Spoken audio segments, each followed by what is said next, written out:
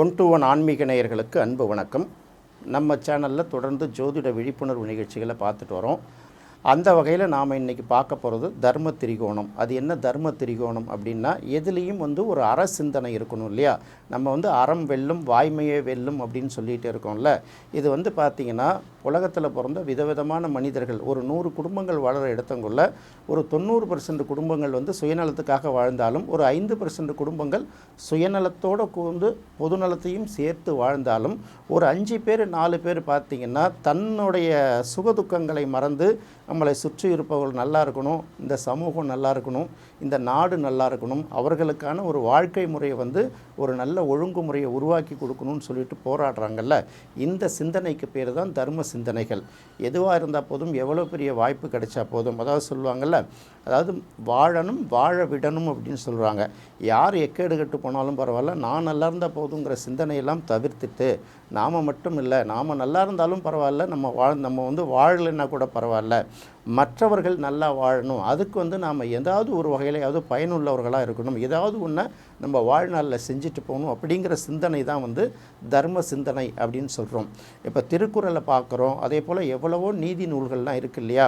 இதை நம்ம படிக்கிறோம்ல, இதை முழுமையாக நம்மளால் ஃபாலோ பண்ண முடியலன்னா கூட முடிந்த வரையில் வாழ்க்கையில் ஒரு அங்கத்துலேயும் அது நமக்கு துணை நின்றுக்கிட்டே இருக்குல்ல. இந்த மாதிரி படைப்புகளை கொடுத்து விட்டு போனவர்களும் அந்த தர்ம சிந்தனை நிறைந்தவர்கள் தான். நீதியோடு வாழணும், தர்மத்தோடு வாழணும், அதுக்காக என்ன துன்பங்களை ஏற்றுக்கிட்டாலும் என்ன துன்பங்கள் வந்தாலும் நாம் ஏற்றுக்கணும் அப்படின்னு நினைக்கிறாங்கல்ல. இதை குறிக்கக்கூடியது தான் தர்ம திரிகோணம். ஏன் அந்த திரிகோணம் அப்படின்னு சொல்கிறோன்னா, திரிகோணம்னா நீங்கள் பெருசாக எடுத்துக்க வேணாம். திரின்னா 3, கோணம்னா அந்த கார்னர், அவ்வளோதான். 3 இணைப்புகள் முக்கோணத்தை குறிக்கிறது தான் திரிகோணம். அப்போ ராசியை பார்த்திங்கன்னா 1, 5, 9 ஒரு திரிகோணம்னு எடுக்கிறோம்ல. 1ஆம் இடம், 5ஆம் இடம், 9ஆம் இடம் நம்ம லக்னத்துலேருந்து நான் இப்போ சொல்கிறேன். அதே சமயத்தில் காலபுருஷ லக்னம் அப்படின்னு பார்த்திங்கன்னா அது மேஷம், அதுக்கப்புறம் சிம்மம், அதுக்கப்புறம் தனுசுன்னு வரும். இங்கே தனிப்பட்ட ஜாதகத்தை பார்க்கும்போது உங்களுடைய லக்னத்துலேருந்து 1, 5, 9 முக்கியமாக நீங்கள் பெருசாக எடுத்துக்கோங்க அப்படின்னு நாம் சொல்கிறோம். சாதாரணமாகவே ஒரு ஜாதகத்தில் பார்த்திங்கன்னா 1ஆம் இடம், 5ஆம் இடம், 9ஆம் இடம் இது ரொம்ப நல்லா இருக்கணும் அப்படின்னு சொல்லுவாங்க. இதில் மிகப்பெரிய ரகசியம் என்ன அப்படின்னு கேட்டிங்கன்னா, இந்த 3லையுமே பார்த்திங்கன்னா ஒன்று சரராசி வந்துடும், இன்னொன்று ஸ்திரராசி வந்துடும், இன்னொன்று உபயராசி வந்துடும். அப்போ இந்த 3ல் பார்த்திங்கன்னா 1, 5, 9 ஒரு ஜாதகத்தில் ரொம்ப நல்லா இருந்தால், அதாவது அந்த ஸ்தானத்தில் இருக்கக்கூடிய கிரகங்கள் நல்ல கிரகங்களாக இருக்கணும் ஒரு பக்கம் இருந்தால் கூட, 1ஆம் அதிபதி, 5ஆம் அதிபதி, 9ஆம் அதிபதி இந்த 3 கிரகங்களும் பெரிய அளவுக்கு கெட்டு போகாமல் இருக்கணும். குறைந்தபட்சம் இதில் 2 கிரகங்களாவது நல்லா இருக்கணும். இதை நம்ம ஏற்கனவே சொல்லியிருக்கோம் திரிகோணஸ்தானம் அப்படின்னு பார்க்கும்போது. அதனால தான் இதை தர்ம திரிகோணம் அப்படின்னு சொல்கிறாங்க. அதாவது நிறைய பேர் கஷ்டப்பட்டுக்கிட்டே இருப்பாங்க, நம்ம பார்த்துட்டே இருப்போம். கஷ்டப்பட்டுகிட்டே இருந்தால் கூட அவங்களுடைய எண்ணத்தையும் அவங்களுடைய அந்த அணுகுமுறையும் கொஞ்சோண்டு மாற்றிக்கிட்டு ஒரே ஒரு பொய் சொல்லு அப்படின்னு சொல்கிறோம்ல, ஹரிச்சந்திரன் கதையில் வர்ற மாதிரி, அந்த ஒரே ஒரு பொய் சொன்னாங்கன்னா அவங்க லைஃப் பொருளாதார ரீதியாக மிகப்பெரிய மாற்றத்தை சந்தித்து மிகப்பெரிய அளவுக்கு வசதியானவர்களும் ஆயிடுவாங்க.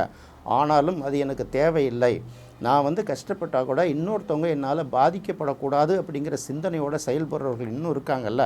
அதுதான் அந்த 1, 5, 9 ஒரு ஜாதகத்தில் நல்லா இருக்கணும் அப்படின்னு சொல்கிறது. இந்த 1, 5, 9 ஒரு ஜாதகத்தில் கெட்டு போயிடுச்சுன்னா அவர்கள்ட்ட நம்ம ஜாதகம் பார்க்கவே கூடாது அப்படின்னு சொல்லுவாங்க. ஏன்னா நம்ம எது சொன்னாலும் அவங்க கேட்க மாட்டாங்க, எந்த சிந்தனையும் அவர்களுக்கு ஒத்து போகாது அப்படின்னு சொல்கிறதுனால தான் இந்த தர்ம திரிகோணத்தோட முக்கியத்துவத்தை இதிலேருந்து தான் நம்ம தெரிஞ்சிடும். லக்னாதிபதி நல்லா இருந்தால் அவங்க சுயமரியாதையோடு இருப்பாங்க. 5ஆம் அதிபதி நல்லா இருந்ததுன்னா கொடுத்த வாக்கை காப்பாற்றணும்னு நினைப்பாங்க. 9ஆம் அதிபதி நல்லா இருந்ததுனா தான் தன்னை போல் மற்றவரும் நல்லா இருப்பாங்க. இந்த உலகத்தில் உள்ள தேவையான நேரத்தில் தேவையாக கிடைக்க வேண்டியதை உங்களுக்கு கிடைக்கும். அப்படின்னால தான் இந்த 1, 5, 9 நல்லா இருக்கணும்னு சொல்கிறோம். எல்லாருக்குமே இந்த 1, 5, 9 நல்லா இருக்குமா அப்படின்னு பார்த்தா பெரிய அளவுக்கு இருக்காது. இப்போ நம்ம முதல் திரிகோணம், தர்ம திரிகோணத்தில் முதல் திரிகோணத்தை எடுக்கும். இது லக்னம் இல்லையா? அப்போ லக்னம், உங்கள் லக்னம் எது வேணாலும் இருக்கட்டும், நீங்கள் தேவையில்லாமல் இந்த காலபுருஷ லக்னத்தை கொண்டாந்து இங்கே இதுவா அதுவாங்கிற கமெண்ட் எல்லாம் கேட்க வேணாம். இப்போ உங்கள் லக்னத்துலேருந்து எடுத்துக்கோங்க. உங்கள் லக்னாதிபதி ரொம்ப நல்லா இருக்கணும். உங்கள் லக்னாதிபதி 6, 8, 12 மறைந்துடக்கூடாது, பாவக்கிரகங்களோட சேர்க்கை பெறக்கூடாது, சுபக்கிரகங்களோட சேர்க்கை பெற்று பார்வை பெற்றால் ஓரளவு நல்லது. அதே போல் லக்னத்துக்கு சுபக்கிரகங்களோட பார்வை கிடைக்கிறதும் நல்லது. இப்படி இருக்கிறது தான் முதல் திரிகோணம் நல்லா இருக்கா நல்லா இல்லையா அப்படின்னு கண்டுபிடிக்க முடியும். அப்போ முதல் திரிகோணம் அப்படின்னு சொல்லக்கூடிய லக்னாதிபதி வலிமையாக இருந்தால் அவர் வந்து என்ன தான் கஷ்டப்பட்டாலும், லக்னாதிபதி வலிமையாக இருந்தால் நம்ம ஒரே வசதியாக இருப்போம்னு மட்டுமே நினச்சிக்காதீங்க. வசதியை வச்சு மட்டுமே ஏதோதும் வந்து நம்ம எதையும் அளவிடக்கூடாதுங்கிறத நம்ம இந்த இடத்துல தெரிஞ்சுக்கணும். அப்போ வசதி மட்டும் இருந்தாலே அவங்க நல்லா இருப்பாங்களான்னு பார்த்தீங்கன்னா, வசதியாக இருக்கிறவங்க அத்தனை பேரும் நல்லா இருக்காங்க, நிம்மதி இல்லாமல் தான் கிடப்பாங்க. தூக்கம் வரலம்பாங்க, அவன் நம்மளை வந்து ஜெயிச்சிருவானாம்பாங்க, இவன் நம்மளை விட பணக்காரன் ஆகிடுவாங்களா, இந்த எண்ணங்கள் அடுத்தடுத்து வர ஆரம்பிச்சிடும். அடுத்தது பார்த்திங்கன்னா, இருக்கிறத இந்த கௌரவத்தை சொத்தை காப்பாற்றிக்கிறதுக்காக தேவையில்லாமல் ஒரு இடத்துலையும் காம்ப்ரமைஸ் பண்ணிக்க வேண்டிய சூழல் வரும். அது நமக்கே தெரியும், வேறு வழி இல்லை அப்படின்னு நினைப்போம்ல. அப்போ சில நேரங்களில் அடிமை வாழ்க்கை வாழக்கூடிய சில சூழ்நிலைகள் கூட வந்துடும். அடிமை வாழ்க்கைன்னா பழைய காலத்து அடிமை வாழ்க்கை இல்லை, இந்த பணம் பொருள் புகழ் நம்மளை விட்டு போயிடுங்கிறனால தேவையில்லாதவங்களுக்கு நம்ம வந்து கும்பிடு போட்டுட்டு அவங்களுக்கு கட்டுப்பட்டு நடத்த வேண்டிய ஒரு சூழ்நிலை வருங்கிறதுனால லக்னாதிபதி நன்றாக இருந்தால் வந்து அவங்க சுய கௌரவம் பார்ப்பாங்க. நமக்கு இருக்கோ இல்லையோ நாம் வந்து ஒருத்தங்கள்ட்ட போய் தலையை சுரிஞ்சிட்டு நிற்கக்கூடாது, கையை கட்டிட்டு நிற்கக்கூடாது. அதே போல் நமக்கும் இன்னொருத்தவங்களோட சுயமரியாதையை கையை வைக்கக்கூடாது. நம்ம சமமாக ஒருத்தங்களையும் பாவிக்கணும் அப்படிங்கிற எண்ணம் இருக்குல்ல, இதை சொல்கிறது தான் முதல் திரிகோணம். இதுவே வந்து முதல் தர்மம் தானே. நாமளும் மரியாதையோடு வாழணும், நம்மளை சார்ந்து இருக்கிறவங்களையும் அவங்களோட சுயமரியாதையை இழுக்கு வர்ற அளவுக்கு நம்ம நடந்துக்கக்கூடாதுன்னு நினைக்கிறோம்ல. அதனால் இது முதல் தர்மங்கிறது தான். 1ஆம் இடம்ங்கிறது முதல் தர்ம திரிகோணமாக நம்ம எடுத்துக்கிறோம். அடுத்தது 5ஆம் இடத்தை வந்து 2வது தர்ம திரிகோணமாக நம்ம பார்க்குறோம். 5ஆம் இடத்தை ஏன் அடுத்த திரிகோணமாக நம்ம பார்க்குறோம் அப்படின்னு கேட்டிங்கன்னா, 5ங்கிறது வந்து நம்ம பூர்வ புண்ணியத்தை குறிக்கக்கூடிய ஒரு இடம். அடுத்தது வந்து பாவ புண்ணியங்கள் மேலே ஒரு நம்பிக்கை இருக்கணும். அதாவது வந்து என்ன தான் வந்து நம்ம சயின்டிஃபிக்காக சில விஷயங்கள் இல்லாட்டி கூட, ஒருத்தவங்க மனது துன்பப்பட்டா, ஒருத்தவங்க கஷ்டப்பட்டா, இன்னொருத்தவங்களுடைய கஷ்டத்துக்கோ துக்கத்துக்கோ நாம் காரணமாக அமைந்து விட்டால் அது வந்து நம்மளை பாதிக்கும்னு குறைந்தபட்சம் ஒரு அச்சம் வேணும். அடுத்தது இப்படி நமக்கு ஒரு துன்பம் நடந்திருந்தால், இப்படி ஒரு பாதிப்பு ஏற்பட்டிருந்தால் நாமளும் இப்படி தானே துன்பப்படுவோம் அப்படின்னு நினச்சாலே நாம் வந்து அடுத்தவர்களுக்கு கஷ்டப்பட மாட்டோம். அதாவது எவ்வளவு மோசமான கேரக்டர், ரொம்ப அஞ்சாத கேரக்டராக இருந்து அடுத்தவர்களை துன்பப்படுத்துகிறவர்களாக இருந்தால் கூட தன்னுடைய குழந்தை, தன்னுடைய வாரிசுகள் அப்படின்னு வரும்போது அதுக்காக பல பேர் விட்டு கொடுத்து போகிறாங்கல்ல. இதுதான் 5ஆம் இடம். அப்போ 5ஆம் இடம் நல்லா இருந்து 5ஆம் அதிபதியும் நன்றாக இருந்தால் அந்த தர்ம சிந்தனை வந்து அவர்களுக்கு இருக்கும். நம்ம பிள்ளைகள் நல்லா இருக்கணும்னு நம்ம என்னென்ன திட்டமிடுறோமோ அதே மாதிரி இந்த சொசைட்டியில் உள்ள மற்றவங்களும் கஷ்டப்படக்கூடாது. ஒரு வார்த்தை சொன்னால் அந்த வார்த்தையை காப்பாற்றணும். நான் சொன்ன வாக்குறுதியெல்லாம் நிறைவேற்றிட்டேன்னு சொல்லாமல் உண்மையிலே நிறைவேற்றிட்டோமா, நிறைவேற்றாத வாக்குறுதிகள் என்ன இருக்குது, அது வந்து நம்ம நிறைவேற்ற முடியுதோ முடியலையோ அது அடுத்த கட்டம். அது வந்து இயற்கை நமக்கு கொடுக்குற வாய்ப்பு. ஆனால் அதை நிறைவேற்றணும், சொல்ல காப்பாற்றணும்னு தொடர்ந்து போராடிக்கிட்டு இருக்காங்கல்ல, இது ஒரு தர்ம சிந்தனை. சில பேர் பார்த்திங்கன்னா கடன் கொடுத்துருவாங்க, கடன் கொடுத்துட்டு அந்த கடனை வாங்குறதுக்கு படாத பாடுபடுவாங்க.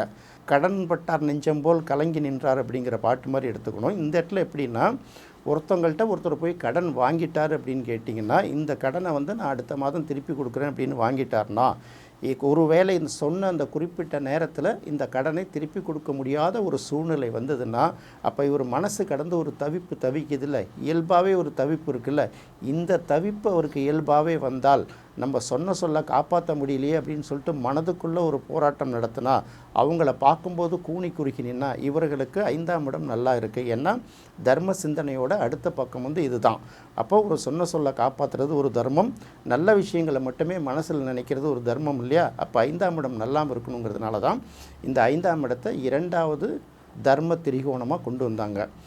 அடுத்தது 9ஆம் இடம். 9ஆம் இடம் அப்படின்னு பார்க்கும்போது பார்த்திங்கன்னா, இது வந்து மேக்சிமம் நம்ம தந்தையை குறிக்கக்கூடிய ஸ்தானம். இந்த உலகத்தில் இருக்கக்கூடிய இன்ப துன்பங்கள் நாம் என்னென்னத்தெல்லாம் இந்தந்த காலகட்டத்தில் அனுபவிக்கணும், அது காலக்கிரமாக அனுபவிக்கிறது. ஏன்னா இந்த வயசில் படித்து முடிக்கணும், இந்த வயசில் வேலைக்கு போகணும், இந்த இடத்துல திருமணம் ஆகணும்னா சில விஷயங்கள் இயல்பாக வருது இல்லையா.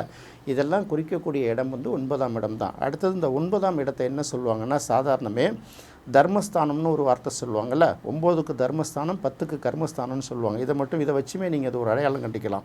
அப்போ தர்மஸ்தானம் அப்படின்னா என்னென்னா, மேக்சிமம் பார்த்திங்கன்னா இதில் வந்து நூல்களை பதிப்பிடுறாங்க, நல்ல சிந்தனைகளை மக்கள் மத்தியில் விதைக்கிறாங்கல்ல, இது எல்லாத்தையும் குறிக்கக்கூடிய இடம் வந்து 9ஆம் இடம் தான். இந்த தலைமுறையில் நாம் நல்லா வாழ்ந்தோம்னா அடுத்த தலைமுறையும் அதே போல் நல்லா வாழணும்.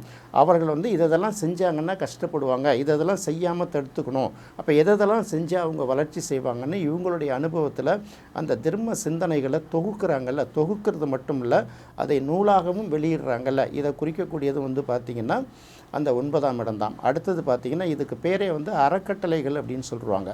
சில பேர் பார்த்திங்கன்னா அடுத்த ஜெனரேஷன் கஷ்டப்படக்கூடாதுங்கிறது தன்னுடைய சொத்துக்கள், தன்னுடைய அந்த பணம் எல்லாத்தையும் பார்த்திங்கன்னா அடுத்த தலைமுறைகளுக்கு வந்து அறக்கட்டளைகளாக எழுதி வச்சுட்டு போகிறவங்க நிறைய பேர் இருப்பாங்க. நிறைய நம்ம பார்க்குறோம், சென்னையில் கல்வி அறக்கட்டளைகள்லாம் நிறையா இருக்கும். 100 வருஷம் 200 வருஷம் 300 வருஷத்துக்கு முன்னாடி எழுதி வைத்த சில கல்வி அறக்கட்டளைகள்லாம் இன்னும் வந்து சென்னை இந்த மாதிரி பல இடங்களில் அந்த அறக்கட்டளைகள்லாம் இருக்குது. மடங்கள் இருக்கும், ஆன்மீக சிந்தனையை வளர்க்குறதுக்காக, அவங்க வந்து கல்வி கற்பதற்காக, அவங்களுக்கு இலவச உணவு, தங்குற இடம், இந்த உடைகள் இதெல்லாம் எடுத்து கொடுக்கறதுக்காக. அதே போல் சில அறக்கட்டளைகள்லாம் பார்த்திங்கன்னா இந்த பேரிடர் அது இதெல்லாம் வரும்போது அதெல்லாம் செய்கிறாங்கல்ல, இதையெல்லாம் குறிக்கக்கூடிய இடம் வந்து 9ஆம் இடம் தான்.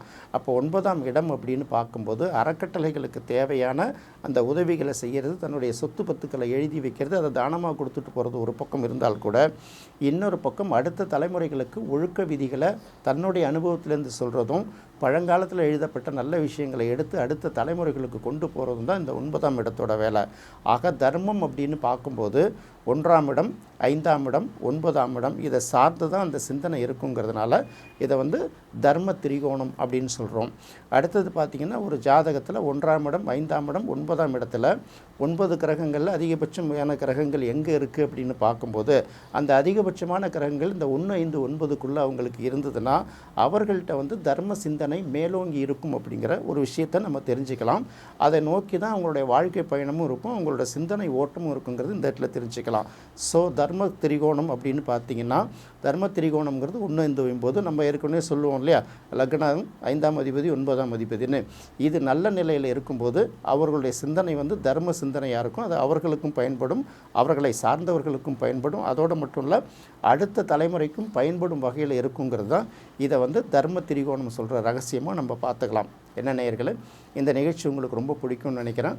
மீண்டும் மற்றொரு சுவையான நிகழ்ச்சியில் சந்திக்கலாம். நன்றி, வணக்கம்.